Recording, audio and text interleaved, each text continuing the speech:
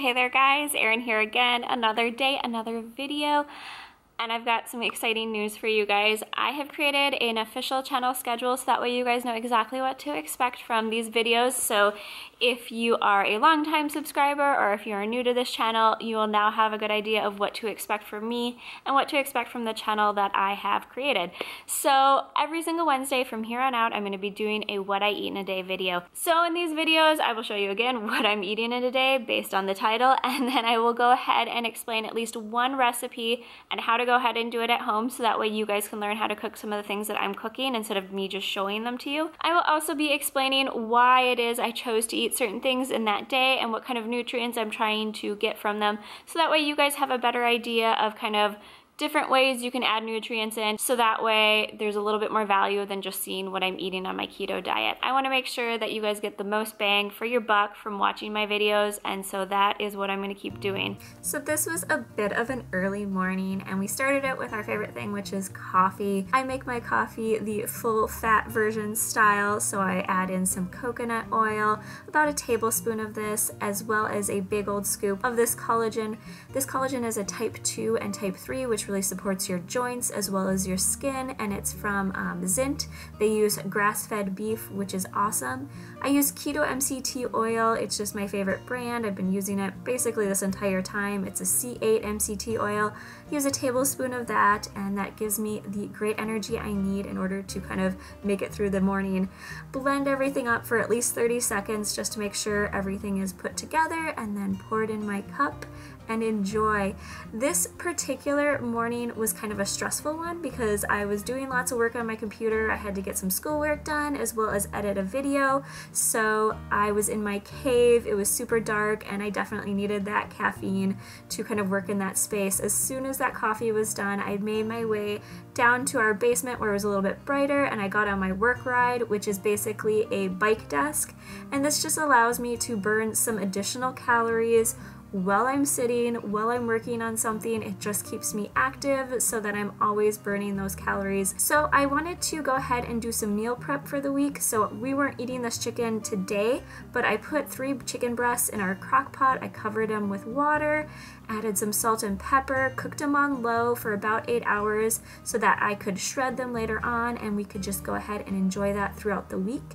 For us, this is just an easy way to have a meat prepared that's easy to grab as opposed to buying something that's pre-made. So once it became lunchtime, I decided to go for something a little bit sweeter, and so I went with a waffle. So I'm using hazelnut flour, 1/4 of a cup. There is 1 egg in that bowl, and I've whipped it up, and then I've added 1/4 of a tablespoon of baking powder, as well as 2 tablespoons of cacao powder just to make it chocolatey. And then I did add some coconut milk in order to thin it out, and some ground up vanilla bean in order to make it just a little bit more sweet. If you are thinking about making this recipe and you like stuff that's sweeter, go ahead and add a few drops of stevia to it.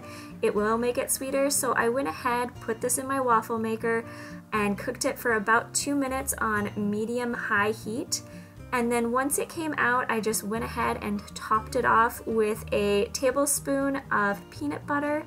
So yes, if you're wondering, I am eating nuts again. I have incorporated these back into my diet, and this was kind of my first meal to do it. So just went into the process with, you know, wanting some good peanut butter because I had been missing that. And so yeah, this was my sweet kind of treat for lunch.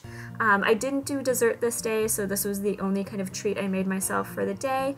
I did realize that this is not the most nutritional option, so I went ahead and made a huge salad, topped it off with garlic, which is great for your gut and just helping to balance that, and then put some lemon juice as well as extra virgin olive oil on it in order to add fat. I did go ahead and also top it off with some kelp in order to get some more iodine in there as well. So after this, I was still feeling peckish later in the afternoon around like 3:30. So I heated up some homemade bone broth, and this is just full of nutrients. I make my own. It's delicious. It always hits the spot and just kind of fills me up, gets me some extra collagen, some extra protein, as well as some extra vitamins and minerals. So this is what the chicken looks like when it comes out of the crock pot. It's moist, it's fresh. I cooked it for about 8 hours. Very delicious. Just shredded it up, pulls apart really easily, so there's just like no work. I cover it with a couple labelfuls. This is 1/4 cup of the broth that it cooks in order to help preserve it, keep it moist, keep it tasting good. This made 3 meals for me and my husband.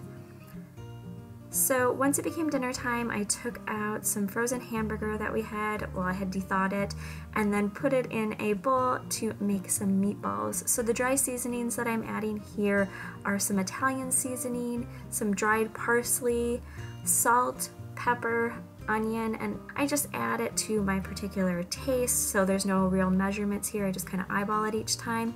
Because this was frozen meat, I did end up adding 2 eggs. Normally I would only add 1 egg to my meatballs, but because this had been in the freezer for a while, I decided to go with 2 eggs to make it a little bit more moist since it had been frozen for so long. So once all the ingredients were in there, I just mixed the meat up and then just made large golf ball sized meatballs and then proceeded to put it in the fridge for a few minutes so it would firm up. I did have the oven preheating to 425 degrees, and as you saw, the pan was lined with parchment paper. So I am pairing this meal with some zoodles. This is 2 servings of zoodles, so I'm pre-cooking some zoodles for another meal that I'd be having in the week with that shredded up chicken. So I'm just gonna go ahead and cook the zoodles ahead for that now since I'm already cooking some. So there is 2 tablespoons of oil in here, and then a tablespoon of garlic. Garlic again is great for your stomach as well as your gut health, and then the extra fat will keep me full as I go through my evenings. So I did add 2 tablespoons of a marinara sauce, and that kind of just liquefied in there with the oil. So I'd get the taste of marinara without all the carbs. The zoodles are going to give me enough carbohydrates for this meal, and so I didn't really need to add anything more in there. So once the meatballs were done, it took about 25 minutes for them to cook. I just took them out, added just a tiny bit more of the marinara sauce on the top there, and then just put everything on the plate. As you can see, loads and loads of oil all around it, which is what I like. It just adds the extra oil to that meat.